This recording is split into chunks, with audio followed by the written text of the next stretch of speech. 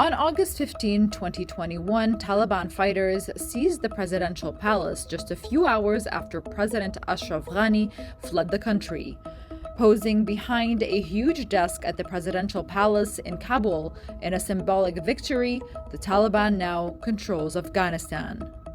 The Taliban have now seized power in Afghanistan 2 weeks before the US was set to complete its troop withdrawal. But how did the Taliban's takeover escalate so swiftly? Let's have a look at the most recent events. On April 14th, President Biden announced that the United States would begin withdrawing forces in May after an expensive 2-decade war, with all the troops out by September 11. A quick look at the Afghan timeline makes this surreal turn of events look much more inevitable. Attempts by the British Empire to occupy Afghanistan began in 1839, after which multiple attempts by Russia and British rule ensued up until 2001 when the US invaded Afghanistan post 9/11. Our mission is not just Osama bin Laden, the Al-Qaeda organization. Our mission is to battle terrorism. Let's break this down. In the 1880 Battle of Maiwand, the Second Anglo-Afghan War, Afghan forces destroyed British and Indian troops. In the 1950s, Zahir Shah, the last king of Afghanistan, began modernizing the country, culminating in the creation of a constitutional monarchy system. Meanwhile, in 1955, the Soviets tried to exert their influence on Afghanistan by visiting Afghan troops on the ground. In a calculated anti-Soviet move in 1983, President Ronald Reagan met with Afghan fighters to discuss Soviet depredations in Afghanistan. The US had begun to supply arms to anti-Soviet groups in 1980. Now let's cut to 2001, the era of post-US invasion when they tried to rebuild a nation scarred by many wars. The US focus shifted to Iraq, and the Taliban began to regroup and in recent years took over much of the Afghan countryside. Today, as the US withdrawal deadline draws closer, insurgents saw an opportunity and overtook city by city. The Taliban's takeover of Kabul instills fear in Afghanis regarding the reinstatement of ultra-Islamic conservatism and revenge tactics onto ministers and current politicians. How do you think what's happening today connects to their past? So I think we can see a definite connection to the past in the sense that if you look at South Asia generally and the history of colonization, Afghanistan is one of those rare few countries which have never really been colonized, whether it was the British or anyone else. They have always had this very strong streak of independence.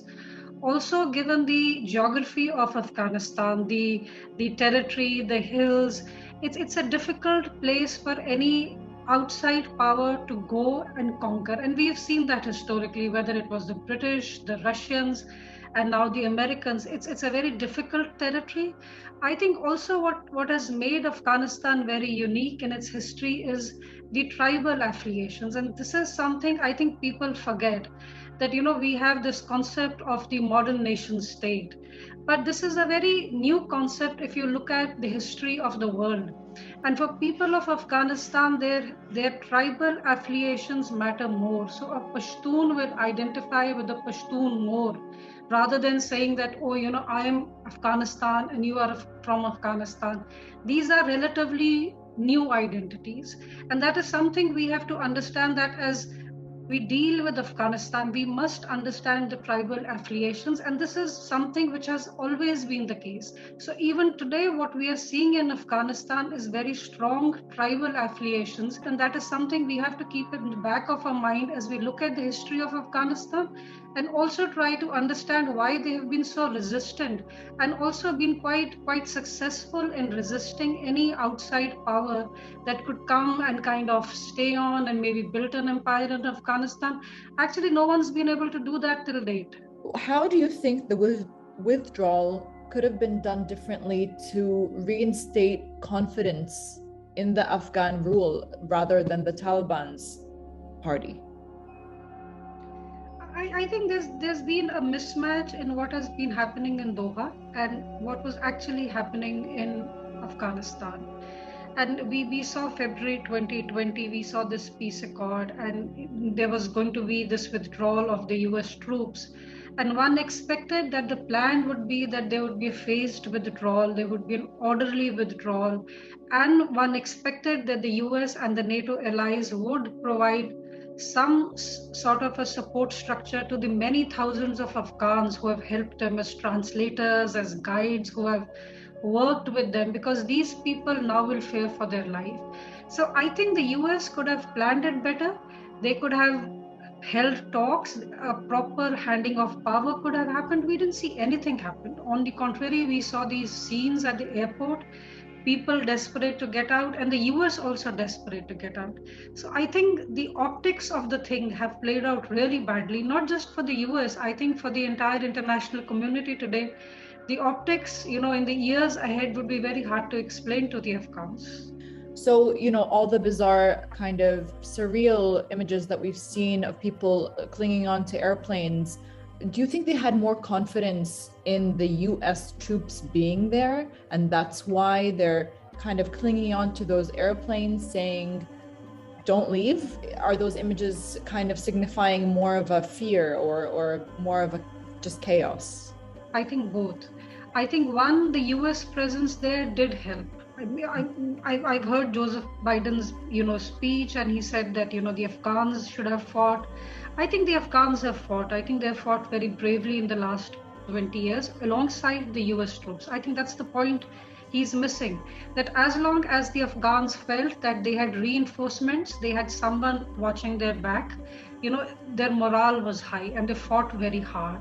But the moment the US decided to leave, it was very clear to the Afghan forces that there would be no reinforcements coming, and there would be no one to take care of the Air Force, for example. We had private contractors from the US who were in charge of the Air Force.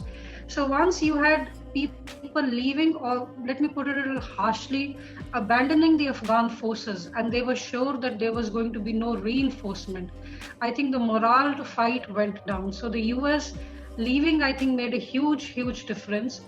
Also, I think the fear that we see at the Kabul airport, I think it's also because a lot of people remember what Taliban 1.0 looked like, especially the women.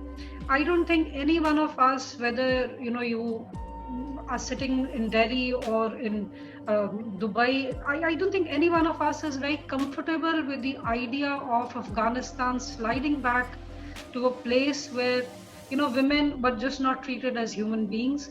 So I think there's a lot of fear, there's a lot of apprehension. We are all very unsure of what Afghanistan will look like. And as I said, I'm not very optimistic, but I still hope that these 20 years away from Kabul and in Doha and meeting people have shown the Taliban that there's a different way of living. And one hopes that this new Taliban would be different and would be more open to women, to people of different religions, of people of different views. So I would say one is just hopeful, but you are on the edge.